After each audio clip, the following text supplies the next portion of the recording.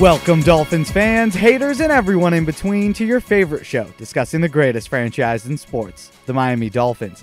This is the PhinsPod. My name is Moose, your host, and over the last few weeks, much has been made of Tua's expectations heading into his sophomore season, as well as his performance overall as a rookie. And obviously, we know of the slander from various national media members, but the chorus of naysayers came back with a vengeance following Tua's press conference. And thanks to the kindness of the Miami Dolphins, yours truly was there for the conversation, and you all too have likely watched the interview for yourselves. And like most things in life, his words were taken out of context. So today, we're going to be placing that context back into the picture to get a fair frame of expectations to have for young Tua Tagovailoa. Without further ado, let's dive in. Yeah, I think if you look at, his past, career, dating all the way back to college, I think, he's been put in, big positions and, made plays. He's dealt with, adversity, whether it's, injury or whatever it may be, fought back from that. And, he's also dealt with, people saying, stupid, uneducated stuff about him that, they're not right about. So he's dealing with that, and he's, continuing to work and continuing to, come in here each and every day. And, I'm happy that, he's our quarterback. Yeah, I want to hear more about the stupid, uneducated stuff that was said about him. What in particular? Of course you do. Of course you do. What bothered you most about the criticism? I mean, the problem with the criticism is it's not, there's nothing behind it. I mean, the kid came in here and, people were already, calling for him. I mean, played 9 games and he played, did a lot of really good things for us. Stepped up in some big situations, made plays, and I think got better each and every week. And now, everybody's, been, talking about his confidence and, how he looks, this year, obviously in a couple, walkthroughs and all that kind of stuff, but still, looks good. And, been working hard and, investing a lot of time into this season. And so I'm excited for, his future. So let's start with Tua's rookie season. And for reference, he completed 64% of his passes with an average of 6.3 yards per attempt, 1,814 yards, 11 touchdowns, and 5 interceptions. Stats I feel like you guys have heard dozens of times. And yes, Tagovailoa was coming off of a major injury and by his own admittance was not at 100%. And I just feel like that's not really weighed enough by the people who criticize him. Was it his fault that he got injured? Of course not. So is it fair to expect a guy who some thought may struggle walking, let alone playing professional football? Is it fair to expect him to be running around like everything's normal within 12 months? No, that's also unfair. And it's not like Tua was consciously thinking about his hip on every single throw in camp, in practice, and during the regular season too. He wasn't always consciously aware of that. He was able to physically and mentally get back to a point where he could play, and that speaks volumes. His body did need time to catch up, regardless of the fact that he continued to play, and his body needed time to strengthen after the rehab he went through all last offseason. That's all. It was just getting the basic mobility back, not building on it and strengthening yourself for a full regular season. And look, he was still able to play, obviously not at full go, in a limited capacity, and even still, he performed pretty well. Did he have rookie moments? Yeah. Moments where he seemed limited and tepid in his approach to the game, of course. That was undoubtedly his biggest flaw.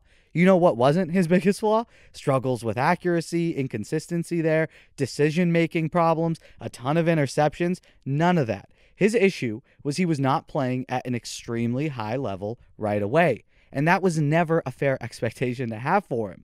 Considering the context of his rookie season, it's damn impressive that a guy like Flores trusted the ship with Tua, that he got a guy like Flores to trust him. And even more impressive than that was how Tua had a pretty good win-loss record, the best for a Dolphins rookie in decades, at 6 wins and 3 losses. And when he did play, he managed the game and was able to flash some big play potential on more than a few occasions. So when he says, quote, I'd say in every aspect, getting to the line of scrimmage, getting that order of operation down, my cadence, pre-snap reads, my post-snap reads, just the whole shebang with that.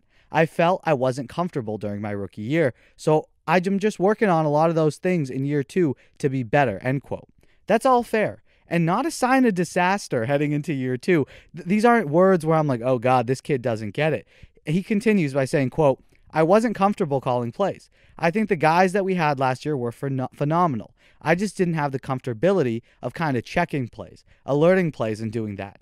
I just rode with the play, even if I knew in a way that it wasn't going to work, end quote. And that is what I had the biggest reaction to, if we're going to be honest, and we're going to touch on that in a moment. He finishes by saying, quote, I was going to try to make it work still. Actually, what I'm saying is that I didn't actually know the playbook necessarily really, really good, and that's no one else's fault but my fault. Our play calls were simple when I was in. I didn't have alerts and checks, whereas now, feeling more comfortable, I can kind of maneuver my way through those things now, end quote. All right, yes. Tua is admitting that he was not as advanced in the offense as he wishes he was, right? Clearly, it wasn't that bad, not as bad as he's making it sound, how a lot of people, I think, are making it out to be. Because if it was that bad, I don't think he'd be promoted to start under, again, a guy like Brian Flores, who's going to put his team in the best position to win. He clearly, although he's not giving himself enough credit, did know enough to competently execute the offense and get the trust of the team. But again, not ideal. It's still not ideal that he wasn't feeling fully comfortable as a rookie. However, when he said that he wasn't able to change the plays, I think that just shows that the offense was not catered to him. Chan Gailey, and likely Flores, to a certain degree too, didn't really want Tua or trust Tua to make those decisions early on in his career, similar to something like what Philbin did with Ryan Tannehill. The difference, though, big difference, is that when they were holding Tannehill back a few seasons into his young career, that was the case. He was years in. He should have been getting the reins of an offense. Tua last year was a rookie. So giving him less to digest, snap to snap, and letting him play freer, that is in the best interest of everyone. And that's going to improve. The more he can digest snap to snap is only going to increase. And he said so himself. That's the expectation now, that he is going to be better.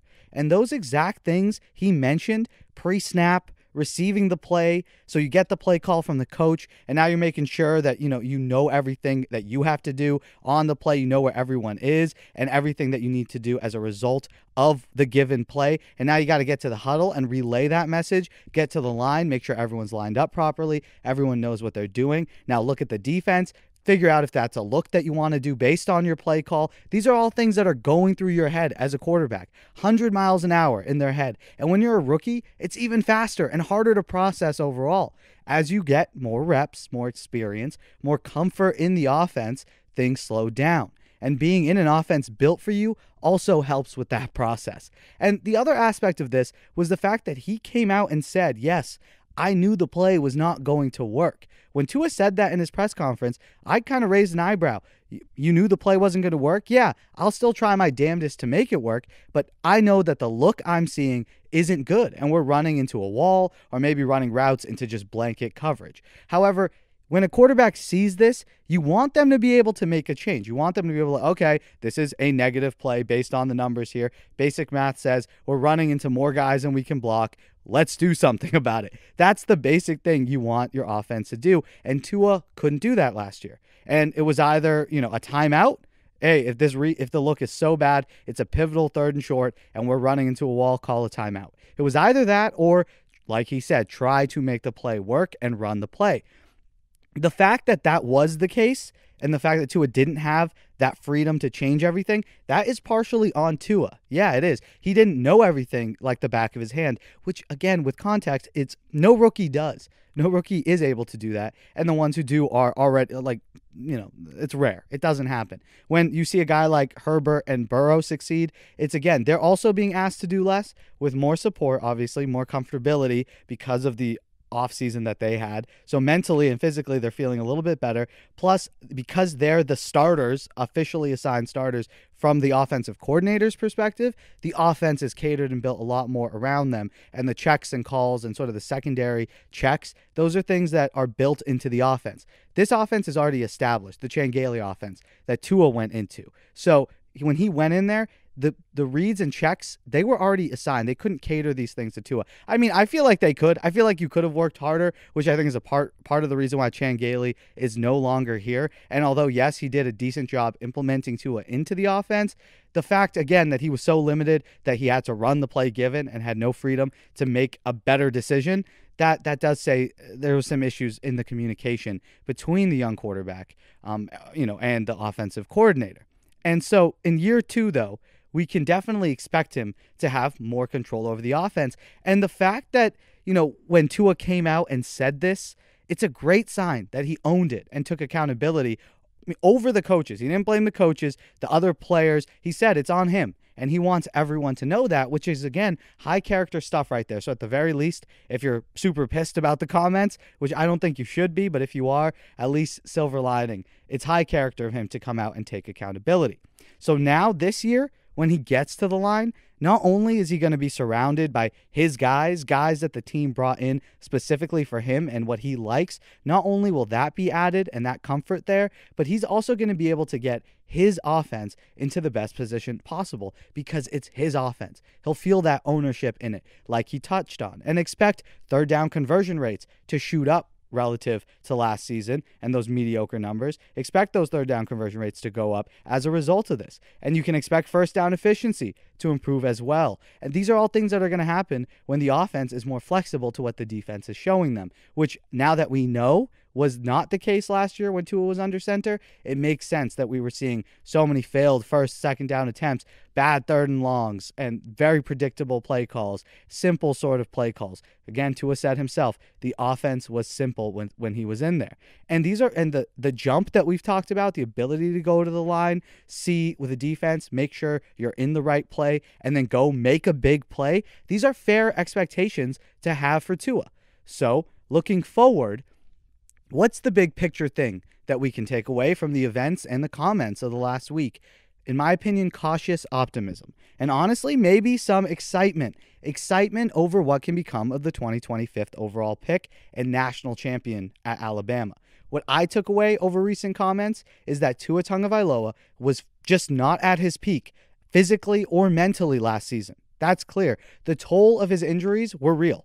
And although he could throw and run, he was throwing and running at a weaker and slower pace. His hip and his lower body were not fully developed and strengthened and back, which impacted his arm strength too, because again, throwing comes from the ground, so it impacted his velocity and zip, and the same issues that made him slower inside and outside of the pocket too affected his ability to process the game. Having these limitations, even if they were less than we think, any limitations, if you've played sports, you know this. Any limitations weigh on your brain and you begin to compensate without consciously always being aware of it. If your leg's hurting, you're going to play slightly differently and you're not always thinking about how your leg's moving. Your body just does that. You can't help but subconsciously adapt your motion to help protect yourself. So that was the same case with Tua. Even though he was out there playing, which I think says a lot about him, I think he was clearly limited in multiple facets because of that.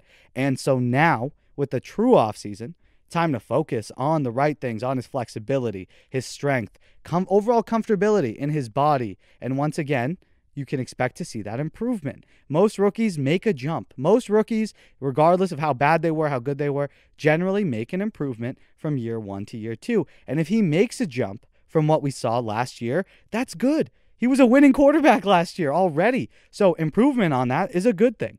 And most quarterbacks do make a natural leap, like we talked about in that second year. Even though for some reason guys like Colin Cowherd think he's going to regress, contrary to most quarterbacks. Even Trubisky, who had a mediocre rookie year, had a mediocre second year. So at worst, Tua's going to have the same year, his second year in, which at that point is a little disappointing. You're in year 2. You hope to see growth. But I'm assuming that's not going to be the case. And so not only is he going to make those natural progressions that you can expect from a normal sophomore signal caller like we've talked about, he's also going to improve double-fold, even more than that, maybe triple-fold from that average quarterback making that general leap, because he's improving drastically from a physical standpoint as well, not just from a comfortability standpoint. Year 2 in the NFL, I know how to get to the building, I know my teammates, I feel like I know, not just that, that's all true, but also physically he's coming back to a degree that most people don't make a jump in from year 1 to year 2. If you're you're playing at 100% year 1, you can improve your physical skills and your athleticism and your talent, but that's, get to 110% of what you were the year before, 120% if you're crazy. Tua was playing at 60%, according to one of his trainers, 60% last year. He's jumping to 100% just off the bat physically. And so he spoke about it himself too. He feels like he has his core strength back. So into his throws now, like I said, the ground up, more zip, using his lower body, his legs, his hips to go into the throw, more power and more confidence overall. And he admitted himself that he was using too much arm in his throws in 2020, and that's going to change going forward. And it's just in time too. With speed demons like Will Fuller and Jalen Waddle, and guys who can snatch the ball as well as your soul over the top in Devontae Parker and potentially Preston Williams, I still have hope for the kid. Then that arm that Tua's saying is stronger, it's going to need to be live. And as a Dolphins fan, hater, or if you're somewhere in between, it's fair to expect some really good play from Tua Tagovailoa. I know I am expecting that. And if we get anything less, it's a disappointment. But we're going to cross that bridge when we get there, if we get there, which is likely going to be never. And someone who agrees with me on that, well, I'll leave you with the words of one Lynn Bowden Jr., now wearing number 6, which will look sweet. The fellow 2020 rookie and wide receiver said about Tagovailoa, quote, "When he lets it loose and he's being himself, we'll win every game. When he's feeling himself and he's moving and doing his thing, Tua is one of the best quarterbacks, literally, around. And people don't know that yet." End quote. What do you guys think of Tua's comments overall this week? Bowden's comments? Are you guys concerned or happy to hear his overall insight into his recovery and rookie season at large? How was the press conference? How do you feel? And how do you feel about the slander? Is it justified? Are these concerns and low expectations fair? Or do you think the bar needs to be raised? Let us know in the comments below. Yeah, definitely. And let's not forget, he was also going through the challenges of like the hip injury, right? And all of those. So that's not leading you to be comfortable either. Like, much respect for Tua saying that right there. I got a lot of respect for him putting himself out there. That's why he is a charismatic leader and like guys follow him and things like that. Yeah, you would expect that from a rookie. But what you don't expect is for a rookie or a guy going into the second year to admit some of those things. I know from some people that Tua has told people like that and privately, like, the NFL surprised him a little bit that way. He wasn't prepared for maybe the, all the offense and things like that. But to me, where it's really cool, when you're trying to be the starting quarterback, the face of the franchise, the leader of the team, all of those type of things. Listen, the players on that team are going to hear that right there. They know the truth. They know the offense might have been less checks with Tua, or he might have not been as comfortable or known the offense quite to the way he should as a starting quarterback. But the fact that he answers it like that instead of getting some political BS type answer where now the teammates are watching the news that night going, oh, he's lying, that's bullcrap, he didn't know the plays, or he's making up excuses and all that. Now they're going to come in and be like, man, our quarterback's real. Like, he throws himself under the bus when he's not, like, up to his standard and things like that. And that, to me, is where you gain a lot of respect from the players and the coaches. Because the coaches, too, of course, know the truth. And they're going to see that and be like, look at this guy. He took all the blame. He took all the heat. He's putting a big spotlight on, I need to be better. And that's why he's Tua, and everybody seems to love him that's around him. Doesn't this help explain why he was yanked from a couple of games if he really didn't have full access to the playbook? I mean, we're getting down to crunch time here. We got a chance to win this game. Right. We can't screw around with remedial offense. Exactly. We got to put in the guy who knows the offense inside and out. 100%, Mike. No question about it. Yeah, the remedial offense, or like, hey, it's crunch time and we need a guy that, okay, it's 3rd and 7, and all of a sudden they're bringing some crazy blitz. He's going to get to that right check that Tua said he wasn't comfortable with. So now, wait, we got the 4-week blitz, the will-free safety's blocked up, and now everything's good, and I can throw the ball and make the right throw into that coverage and blitz and all those type of things. Exactly right. So they were handicapped or handcuffed that way, and that's certainly a big part of the reason I would think that, yes, he was out of those games in those situations. That's going to do it for us today. Thank you guys so much for listening to the PhinsPod. Hope you enjoyed it. Thank you, Timothy Ritchie, member of the pod and supporter of the show on Patreon. Check that out. Links in the description, or head to patreon.com/PhinsPod. Thank you all so much for your continued support as always. Really, really appreciate it. And please remember to like the video if you enjoyed the show and subscribe just so you never miss a chance to chat about your Miami Dolphins. Subscribe wherever it is that you're listening to the PhinsPod. It's available on all platforms: Spotify, Apple and Google Podcasts, and of course, YouTube. Continue the conversation with us as well over on Twitter and Instagram. Chat with the boys there at PhinsPod. And I hope you all have an amazing day. And until next time, stay safe, everyone. Love y'all.